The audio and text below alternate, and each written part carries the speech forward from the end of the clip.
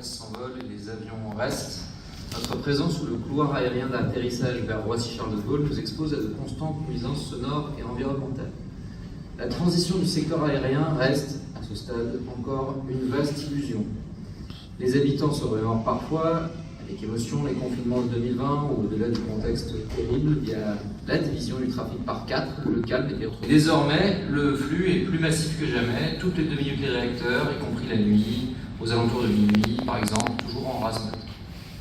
Comme vos prédécesseurs, vous essayez d'obtenir une descente douce qui réduirait les nuisances pour notre ville. Vous aviez eu une promesse en 2021 du gouvernement, en la personne d'Elisabeth Borne. Pas de chance, difficile de savoir ce que ça vaut maintenant. Mais quoi qu'il en soit, toujours rien de tangible à l'horizon. L'État nous doit une consultation publique à l'issue des tests opérationnels qui sont censés être en cours. Pendant ce temps, les rumeurs vont contraindre sur le retour du projet de Terminal 4 de Roissy, qui n'a jamais été purement annulé, mais devait être resoumis avec quelques garanties contre l'artificialisation. Implicitement, ce T4 est déjà là dans les faits, à voir les projections officielles de croissance du trafic qui restent inchangées, et les projets inquiétants récemment annoncés, comme celui d'Air France, de déporter toute son activité d'Orly vers Roissy. En l'absence de consultation, nous vous proposions donc de la faire nous-mêmes en rejoignant l'initiative de 3 associations d'élus contre les nuisances aériennes, le CCT4, Comité des élus contre la construction du Terminal 4, le petit drapeau et le Sylvie Aéroport. Et nous soutenons donc le fait que le plan participe à la consultation publique en ligne auprès de la population du 11 au 24 mars 2024 pour permettre aux Conflonnais de répondre à la question suivante.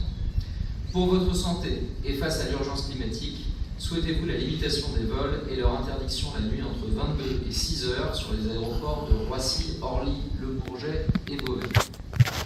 40 communes comptent déjà participer au moment où nous faisions le recensement, dont notre voisine Andrézy. Suite à l'envoi de notre question mardi, vous nous avez informé que vous aviez manifesté le souhait d'y participer également, ce qui est une bonne chose. Pourriez-vous tout simplement nous donner votre positionnement quant à cette consultation, les modalités de participation pour les citoyens, ainsi que les dernières nouvelles et actions réalisées sur ce dossier? Merci Monsieur Arcia. Donc effectivement, comme je vous l'avais expliqué lors de nos échanges en fin de semaine dernière, donc le vœu initial n'avait plus d'objet puisque j'avais déjà acté il y a plusieurs semaines la participation de la ville de Conflans à la consultation publique lancée par un groupement d'associations d'élus, comme vous l'avez mentionné. Cette participation fait suite au courrier adressé à la DGAC, courrier que j'avais adressé il y a quelques mois, dans lesquels j'avais souhaité faire part à la Direction générale de l'aviation civile de mes inquiétudes face à la recrudescence du trafic aérien et aux nuisances sonores suscitées par celui-ci.